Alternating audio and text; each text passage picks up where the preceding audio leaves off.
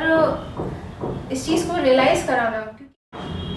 ना जाने किस सवाल के जवाब की तलाश में हूँ, खुद से बेखबर किसी ख्याल में। नमस्कार, मैं कौशिकी त्रिपाठी आप सभी का एक बार फिर से आपके अपने खास कार्यक्रम अतिथि उवाच में बहुत बहुत स्वागत करती हूँ।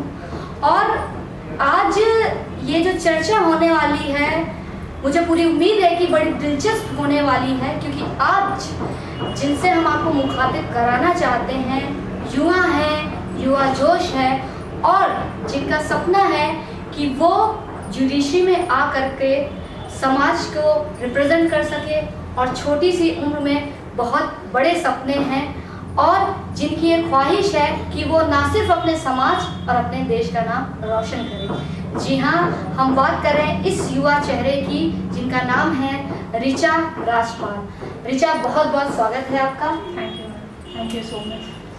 पहले तो आप मुझे ये बताइए कि जैसा कि मैंने आज आपसे मेरा कुछ गुफ्तगू हुई और ऑफ कैमरा हम लोग की बहुत सी बातचीत हुई, तो आप उनका जो एजुकेशन का एक जो बैकग्राउंड रहा वो क्या था? पहले तो मैम शुरुआत हम करना चाहेंगे ये बोलकर कि बहुत बहुत धन्यवाद आपको कि आपने मुझे अपने चैनल का हिस्सा बनने का मौका दिया। And I am highly inspired by you yourself and this is why I have I am fortunate that I am a part of this video, क्योंकि जो हमारा चर्चा हो रही है जिस करियर ऑप्शंस को लेके और बात करने को लेके, तो लिटिगेशन, प्रैक्टिस, लॉ जो फील्ड है, बोलना और ये सब एनकरेजमेंट ऐसा होना चाहिए लड़कियों में। और दीदी को देखकर भी हमें ये बहुत सीखने को मिलता है और बहुत खुशी होती है ऐसा देखकर।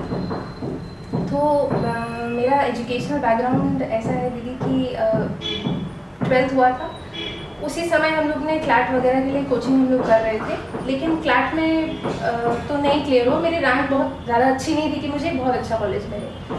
तो साथ ही साथ में मैंने बाबा साहेब भीमराव अम्बेडकर यूनिवर्सिटी है, वो भी लखनऊ की है, सेंट्रल यूनिवर्सिटी, लखनऊ के तो सभी लोग जानते हैं, तो उसका एग्ज़ाम दिया था BA-LLB का, वो क्लियर हो गया था। और फॉर्चुनेटली बनारस हिंदू यूनिवर्सिटी का भी BA-LLB का जो BLAT जो एग्ज़ाम होता है, BHU लॉ एडमिशन टेस्ट, वो क्लियर हो गया था। तो BHU अपने आप में कितनी प्रेस्टिजियस यूनिवर्सिटी है, सेंट्रल यूनिवर्सिटी है, कि उसमें जाना भी एक बड़ी बात है।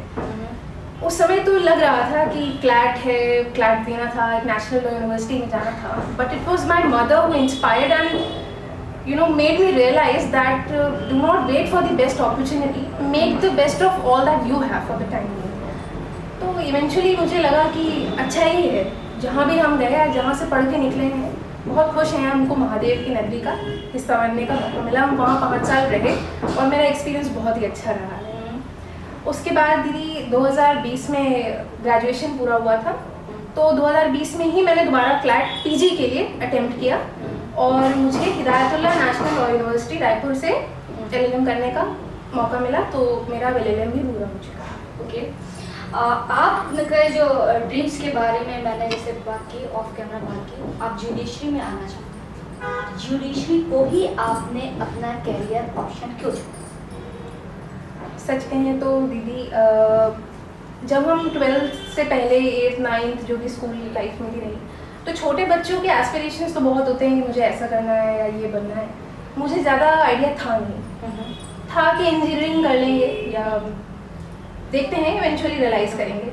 लेकिन मेरी मम्मी थी जिन्होंने काफ़ी ढूंढना, मेहनत की, जब मोहल्ले में और भी कुछ सीनियर्स ने लॉ को चूज़ किया, तो वो मेरी माँ का ही एक मेहनत थी, उन्हीं का रोल था जो वो पता करती थी, जानने की कोशिश करती थी कि कैसे हम भी अगर हम अपने बच्चे के लिए इस ऑप्शन को चूज़ करना चाहें, क्योंकि एक नया ऑप्शन है कंपेरेटिवली, तो उसे बहुत अच्छा लगता था। तो उसने मुझसे बोला ऐसे कि तुम ऋचा जज बनोगी, तो मैंने बोल दिया कि हाँ बिल्कुल कोशिश करेंगे। तो तब तो इतना आइडिया नहीं था कि कैसे होता है, लेकिन इवेंचुअली फिर एग्ज़ाम देना है, कॉलेज जाना है, फिर किस तरह से प्रिपेयर करना है, समझ में आता गया। तो मेरा भी ये ड्रीम था, मेरा भी एक सपना था कि काला कोट तो चढ़े ही, अच्छा, लेकिन काले कोट के साथ आप जुडिशरी में अगर आप जाएंगे तो और एक अच्छी फील्ड, अति उत्तम, बिल्कुल अति उत्तम है वो। तो क्या आपको बोलना तो आता ही है, लेकिन तब भी आपकी कलम बहुत कुछ डिसाइड करेगी, तो इसलिए मैंने जुडिशरी को चूज़ किया। इस जो आगे रणनीति है जुडिशरी में आने की, वो क्या? दीदी जैसे कि PCS होता है वैसे ही PCS J होता है। हमारे यहाँ पीसीएस के और पीसीएस जे के जो भी हैं प्रोविंशियल सर्विसेज हैं, यूपीएससी की तरह ये ऑल इंडिया बेसिस पे नहीं होते हैं। 2006 से इसका एग्ज़ाम कंडक्ट कराना शुरू किया गया था। तो इसका भी वैसा ही पैटर्न है जैसे यूजुअली पीसीएस का होता है कि प्रीलिमिनरी एग्जामिनेशन होता है, मेंस होता है और उसके बाद एग्जामिनेशन होता है। तो जो प्रीलिमिनरी है उसमें कुछ पार्ट जीके होती है और उसमें भी स्पेसिफिकली यूपी की भी जीके आपको पढ़नी है।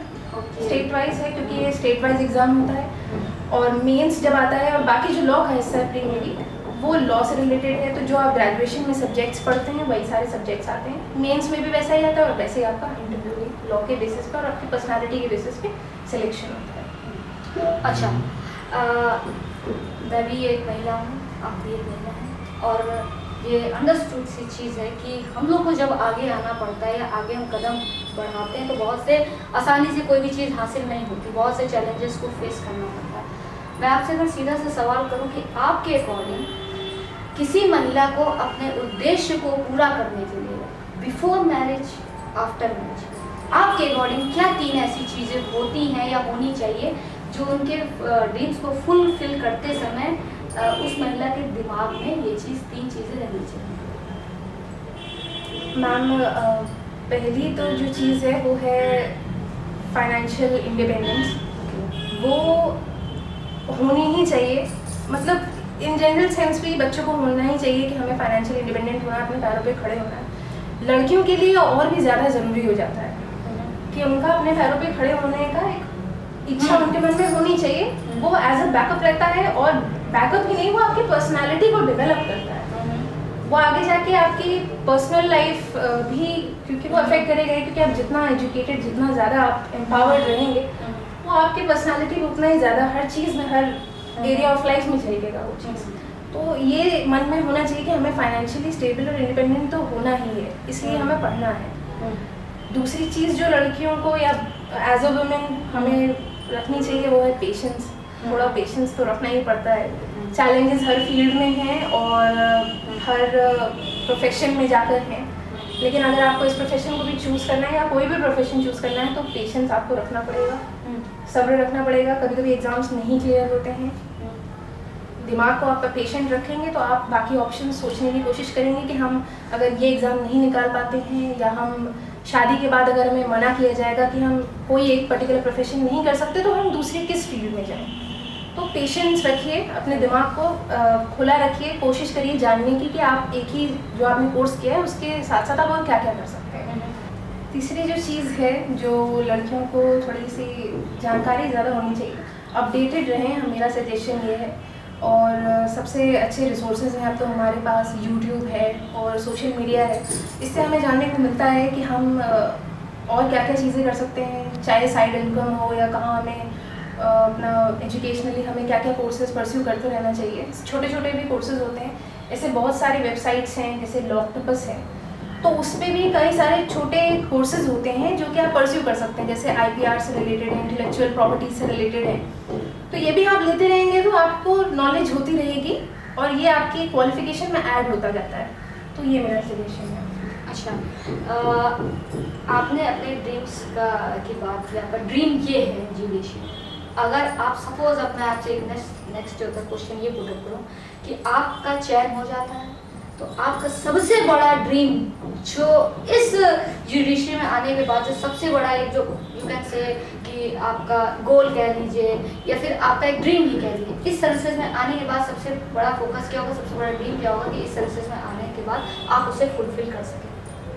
मैम, मेरा ड्रीम पर्सनली और प्रोफेशनली दोनों ये है कि हम कॉन्स्टेंटली साइमल्टेनियसली एजुकेट भी करते रहें लोगों को कि हाँ इस फील्ड में जाना अच्छा रहता है। कई बार लोग क्रिटिसाइज़ भी कर देते हैं, क्वेश्चन भी उठा देते हैं, ये सिविल जज है, लोअर जुडिशरी है, तुम्हें क्या मिलेगा ऐसी जगह पे आकर, और इतने अच्छे एनवायरनमेंट नहीं होती है, इससे अच्छा प्रैक्टिस करो।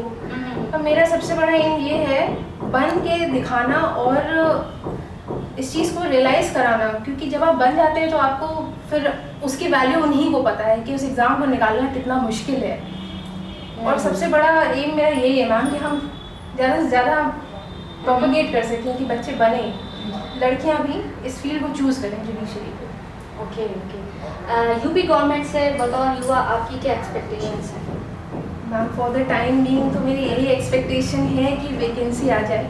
अगर वैकेंसी आएगी तो हम लोग एग्ज़ाम दे सकेंगे, क्योंकि लास्ट एग्ज़ाम 2018 में हुआ था।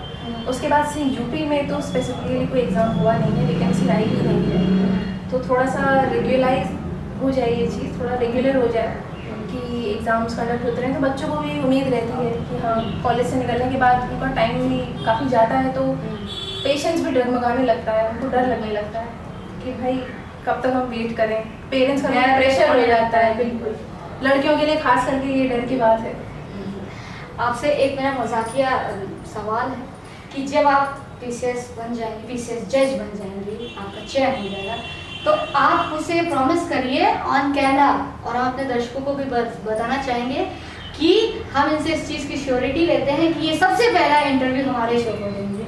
मैम आपके मुंह में घी शक्कर, अगर मेरा सिलेक्शन होता है तो मेरी खुशकिस्मती होगी, हम सबसे पहले आपको इन्फॉर्म करेंगे। और मेरा ये प्रॉमिस है आपको कि मेरा सबसे पहले इंटरव्यू हम चाहते हैं यही हो।